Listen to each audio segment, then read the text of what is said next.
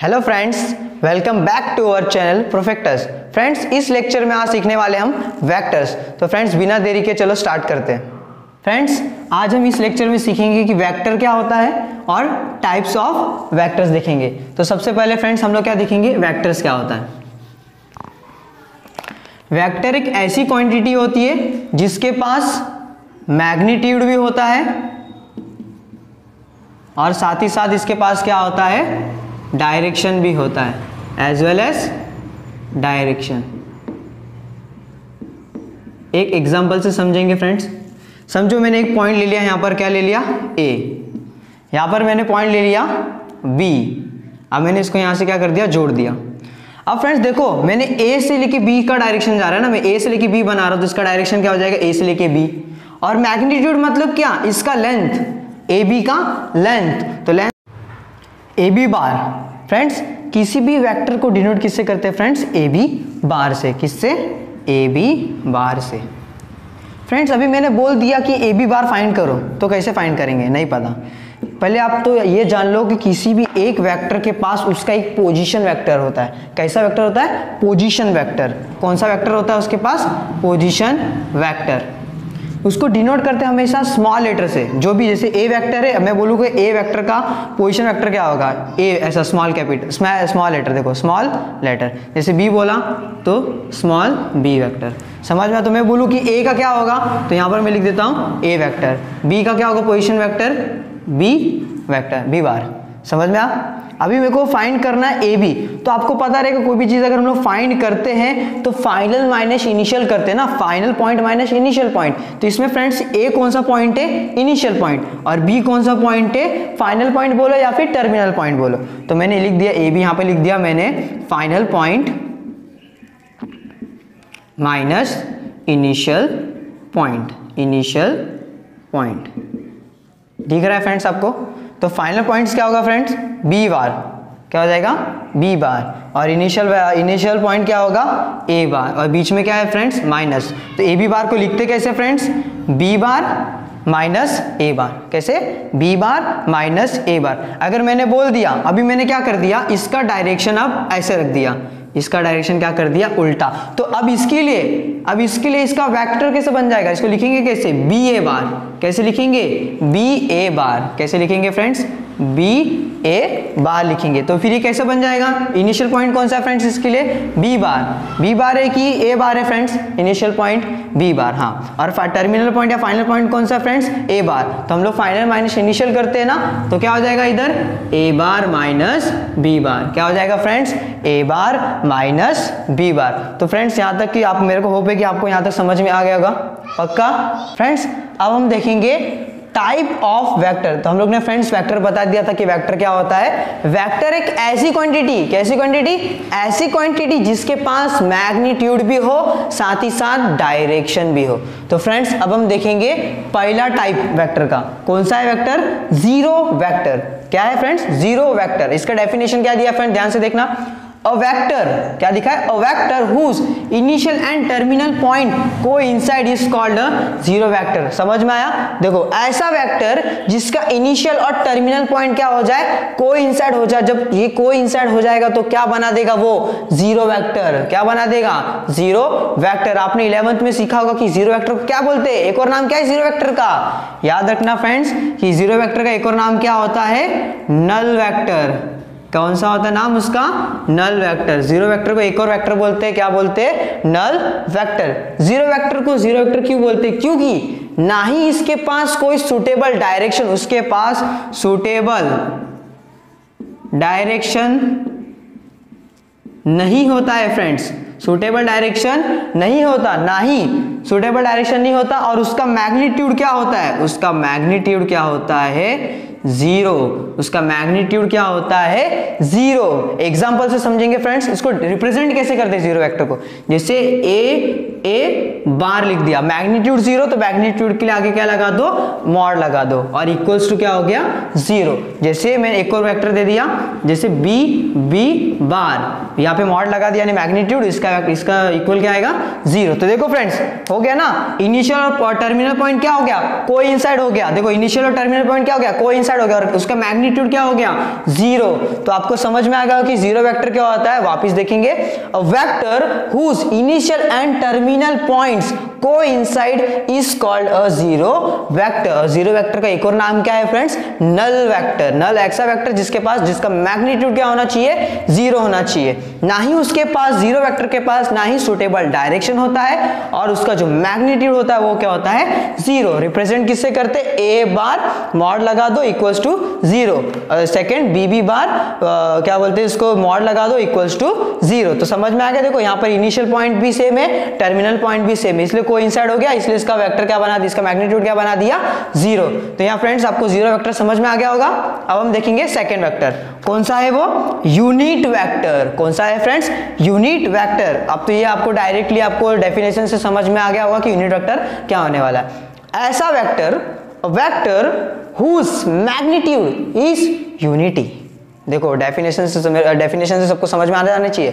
A vector whose magnitude is unity, मतलब ऐसा vector जिसका मैग्नीट्यूड क्या हो, यूनिटी हो। यूनिटी मतलब दैट इज 1, यूनिटी मतलब 1 होना चाहिए। और इसको डिनोट करते किससे, कैप से, कैप से या फिर हेड से।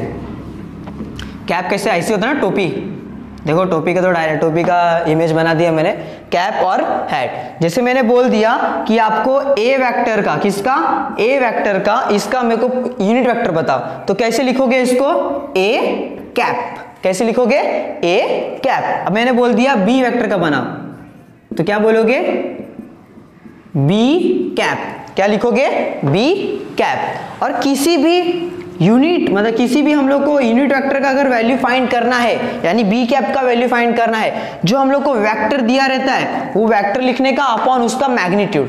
देखो एक फॉर्मूला दिखा रहा हूं यूनिट वेक्टर का, क्या है, किसी भी यूनिट वेक्टर को कैसे फाइंड किया जाता है।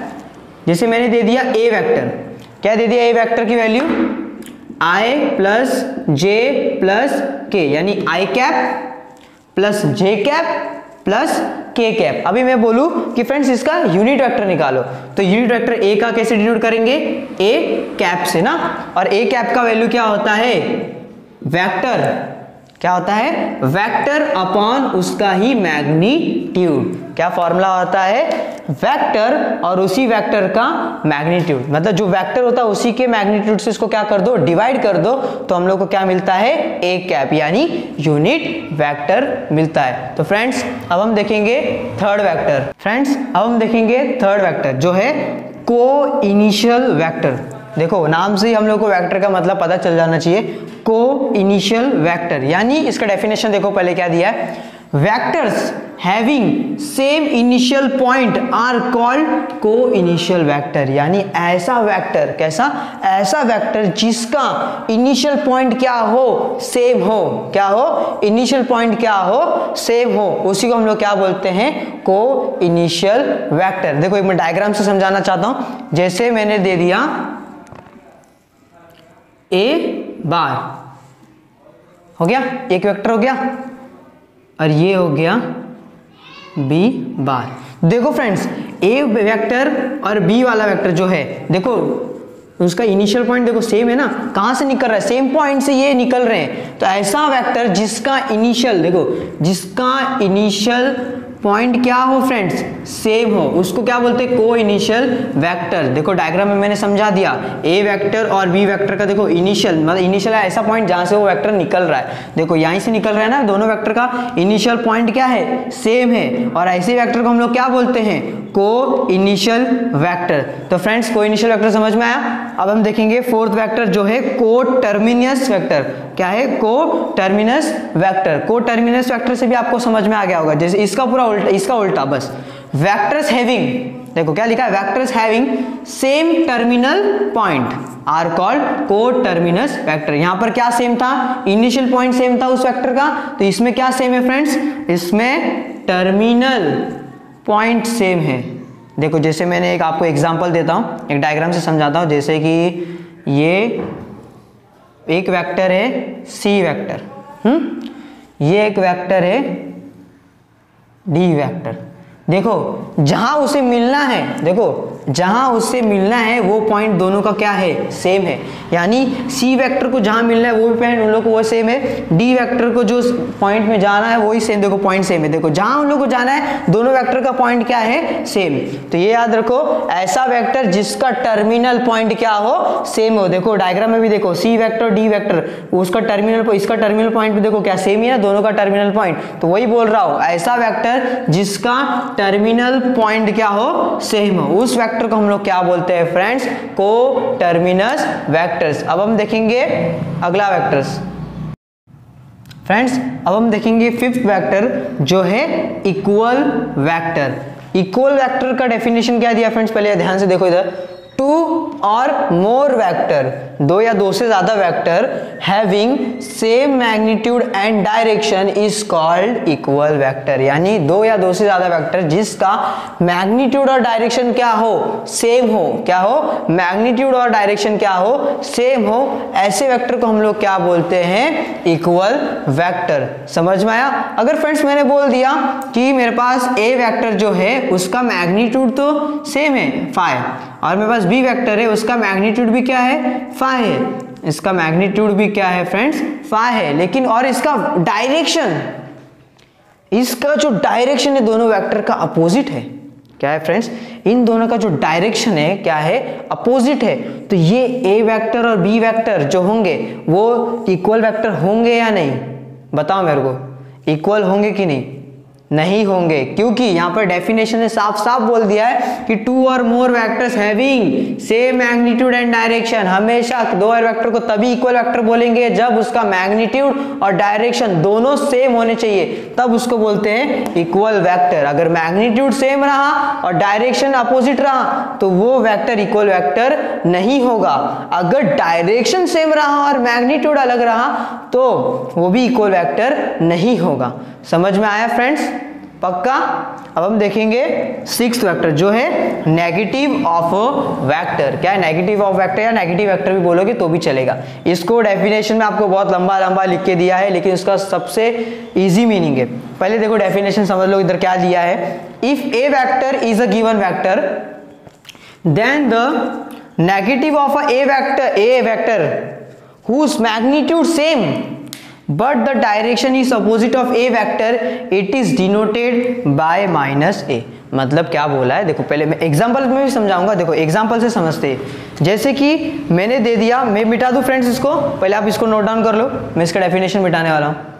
नोट डाउन कर लिया, इक्वल वेक्टर भी नोट डाउन कर लिया, नेगेटिव वेक्टर भी नोट डाउन कर लिया, ठीक है। अब मैं इसको मिटाता हूँ, अब मैं आपको इसको डायग्राम से समझाता हूँ क्या क्या है इसको। देखो फ्रेंड्स,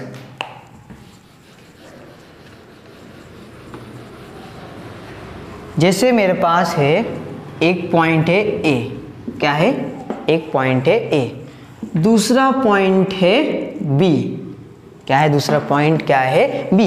ए बी का मैग्नीट्यूड में लिखता हूं 5 सेंटीमीटर, क्या लिखता हूं मैं, 5 सेंटीमीटर। अभी मैं इसका डायरेक्शन अगर ऐसा रखता हूं तो इसको हम लोग ने लिखा था, क्या लिखा था हम लोग ने, ए बी बार।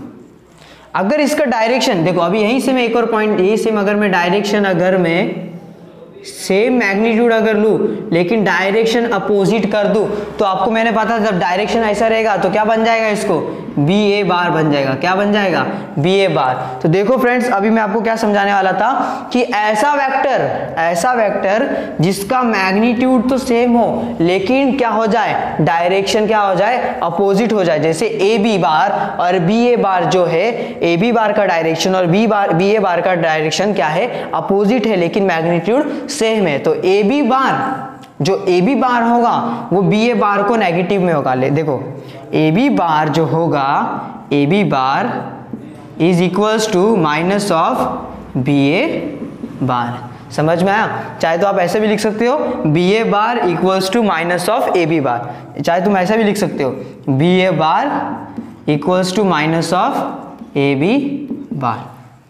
कोई गलती नहीं होगी, क्योंकि हम लोग ने वही देखना था, क्योंकि ए बी का जो डायरेक्शन है और बी ए का जो डायरेक्शन है वो क्या है, अपोजिट हो गया, अपोजिट हो गया, लेकिन मैग्नीट्यूड तो सेम है। मैग्नीट्यूड तो देखो मैंने सेम लिखा है, कोई इसमें गलती नहीं की, लेकिन डायरेक्शन क्या हो गया, यहाँ पर डायरेक्शन का सब खेल था, डायरेक्शन क्या हो गया, अपोजिट हो गया। इसलिए ए बी का जो ए बी मॉड होगा, ए बी बार, वो बी ए के क्या होगा, नेगेटिव होगा, बी ए जो होगा वो ए बी का नेगेटिव होगा। तो फ्रेंड्स यहाँ तक आपको समझ में आया।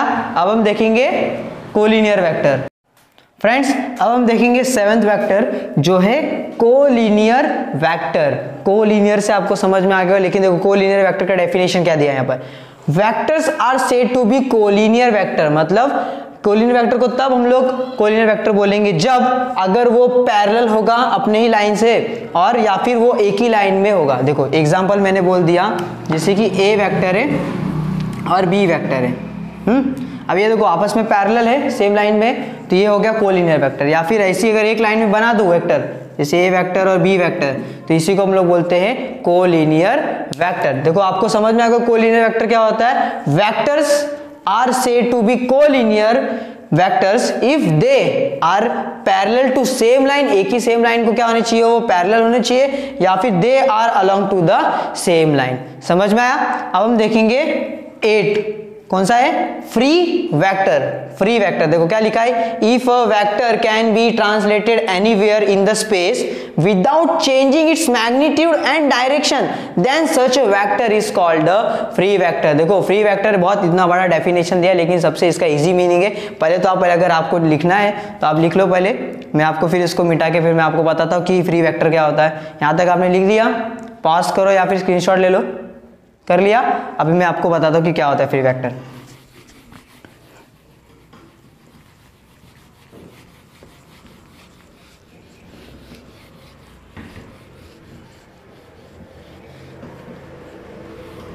देखो फ्रेंड्स डेफिनेशन में क्या बोला था कि ऐसे दो वेक्टर होने चाहिए जिनका डायरेक्शन और मैग्नीट्यूड बिना चेंज हुए जो तुम वेक्टर बना डालो उस वेक्टर को बोलते हैं फ्री वेक्टर।